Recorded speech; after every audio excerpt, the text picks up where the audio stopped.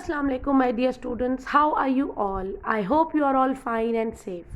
Students, I am your English teacher, and today I am here with your first lesson for the second week, and we are going to study English grammar. But before studying anything today, students, I want to discuss something with you. I know that staying at home and studying at home while the schools are all closed and you're not going to school is a very different and a difficult thing to manage. But believe me, if you learn to manage your time, nothing will remain impossible for you. Okay, so the only thing you are going to do is you are going to divide your time, as I've already told you earlier. Try to allot time for two different activities.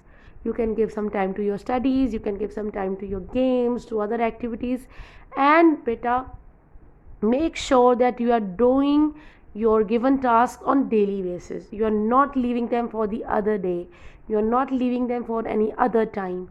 The task that you are assigned today, make sure that you are finishing them today. All right? Okay.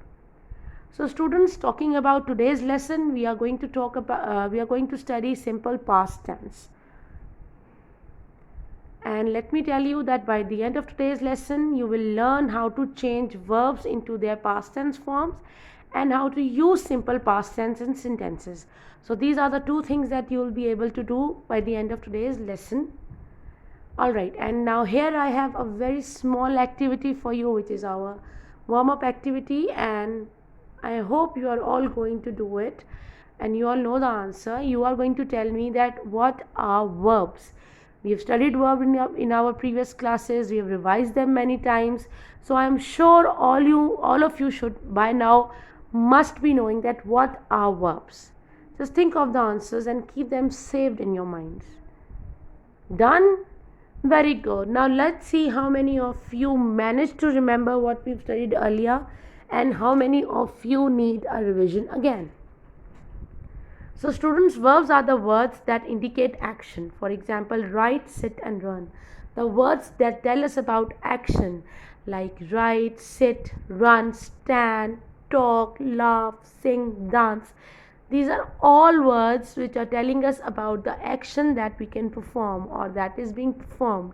So all the verbs that tell us about the actions or that indicate the actions are verbs or action words. Alright?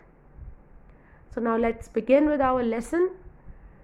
Students, before telling you about tenses, let me tell you about what is tense. The word tense, T-E-N-S-E. My dear students, the word tense, T-E-N-S-E, indicates the time of an action, the time at which the action is being done, the time at which the action has been performed. When I say tense of a verb, I am actually talking about the time of the action at which it has been performed. And there are three main tenses of verbs: past, present and future. So remember, the tense indicates the time of an action, and the main tenses that we have are past tense, present tense and future tense. Okay, so now let me tell you what is the meaning of present tense, past tense and future tense. We'll start with the past tense. Students, past tense describe action that have already happened. When I say already happened, I mean the action which you have done, which are finished, which you've done, let's say, which are finished even a minute before right now. The actions we have done previously, in the past times, the time that has gone, that will not come back. The actions that we did yesterday or a week before or a month before, or let's say 10 days before, or let's say a minute before, or in the morning, or 100 years before. All the actions which had been performed in the time which will not come back, which is gone forever, and the actions are finished, we have done them, we have completed them, are all classified as past tense forms. Alright, or past tense of verbs. Now let's talk about the present tense. Students, present means actions that are happening now, the actions which we are doing right now at this moment, which we do every day probably, which we are doing right now, abhi ke time pe, right now at this moment, are the present tense. Okay, let's talk about the future tense. The future tense describes action that will happen. When I say that will happen, I am talking about the time which is yet to come, which will come. That can be the next minute, that can be the next hour, that can be the next day, it can be next week, it can be the evening, today's evening, that can be today's afternoon, it can be next month, next year, after 50 years. So in future tense we will talk about the time that is not here yet that has to come, that will come. Okay, the action that we will do tomorrow, the next day, in the next year, maybe when we are old, maybe when you are grown up, these are all counted under the present tense. All right, so now let's learn something more about simple past tense. Verbs in simple past tense indicate action that happened in the past. As I have told you earlier, today's topic is simple past tense, and I've already told you that past tense means the time of action that has already gone, that is past, that will not come back. For example, Ali washed his car yesterday. Now in this sentence, the word yesterday is telling us that the action was performed a day before, on the day that has ended, and the action is also finished. Ali has completely washed his car, he has done the action. So it means that this sentence is indicating us the past tense. All right, now how do we form simple past tense? What do we do to form simple past tense of verb? The simple past tense of verb is formed by adding d, ed or id to the main verb. These are called regular verbs. For example, baked, watched and cried. So students, now let me tell you that as we've already studied simple and main verbs like bake, watch or cried. There are certain rules to form their past tense. Like we can simply add a single d to the spellings of an action word, or ed to the action word, the spellings, or ied. But there are certain rules to be followed. Now let's talk about irregular verbs. Students, irregular verbs are the verbs which are changed completely in past tense form. As I have written earlier, there are many verbs that take completely different form in past tense. These are irregular verbs. For example, throw becomes threw. The spellings have changed, the pronunciation has changed. Eat becomes ate. Same goes for eat. The spellings are changed, the pronunciation has changed. So all these kinds of verbs which change completely, which take a completely different form when written in past tense, are called irregular verbs. Okay. Alright, so now here I have some rules for adding ed to the main verbs. When do we add ed to the main verbs so that we can change them into past tense? We add ed to the most of the verbs to make them to change their form to past tense. For example, words like touch, simple ed is added to this word and it becomes touched. Then the second rule is that we only add d to the verbs that end with e. Now there are certain verbs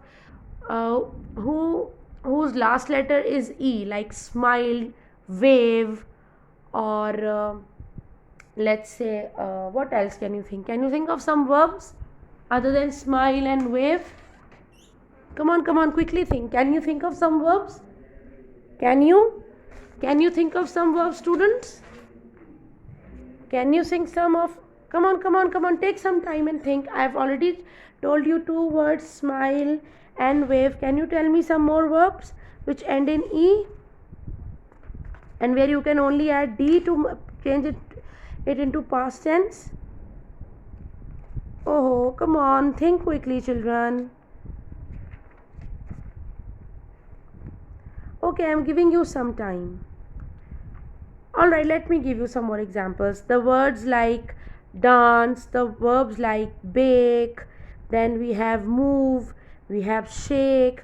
All these verbs end with e, and simplest way to change them into past tense form is to just simply add d to the spellings. Smile will become smiled, bake will become baked, dance will become danced, and wave will become waved, move will become moved. Okay. Alright, so now here I have some more rules of adding IED and ED to the main verb.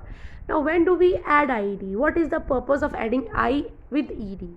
What do we do is we change Y into I and add IED to the verbs that end with Y. Now there are certain verbs whose last letter is Y. For example, carry or cry. Now what do we do is here we cut down Y in the spelling, and instead of Y we write I and add ed to the main verb. So as you can see, carry becomes carried. In place of Y I have written I and I have added ed to it.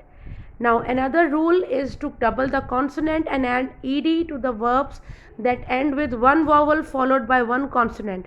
What do we do is we look for some of the spellings, and what do we check is if the second last letter of the verb is a vowel. What do we do is we double the last letter and then add ed. As you can see, for stop I have doubled p and added ed to it, but again there are certain words which do not follow this rule. Okay, so make sure you learn the past tense form, or you try to learn them. Okay. Alright, so students, here I have some more examples of regular verbs. Let me repeat for you that regular verbs are the verbs to which we add d, ed or ed to change them into past tense form. For example, hopped becomes hopped. We have doubled the last letter because the second last letter in the word hop is O, which is a vowel, and then we have added ed. Dance becomes danced. Why? Because it is ending with e and we have already added d to it. And jump becomes jumped. Here we have added ed to it. Now let's talk about irregular verbs. How do we change what are the rules of changing the verbs into irregular verbs? Now, as I've told you earlier, irregular verbs are the verbs which are completely changed when written in past tense form, which take a completely different form. So at times you have to change the vowel to make the verb past tense. Now there are certain verbs in which we only change the vowel.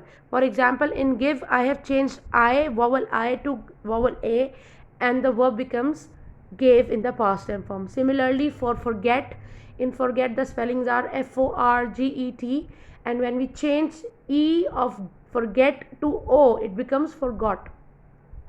It becomes the past tense form. So this is the first rule. Now the second rule is that the other irregular verbs have a different kind of change, and this kind of change is the change in all the spellings and in pronunciation as well. For example, think becomes thought, and let's say buy becomes bought, bring becomes brought. The spellings are also changed completely, not only one letter, but all the spellings are changed and the pronunciation is also changed. So these are all the rules.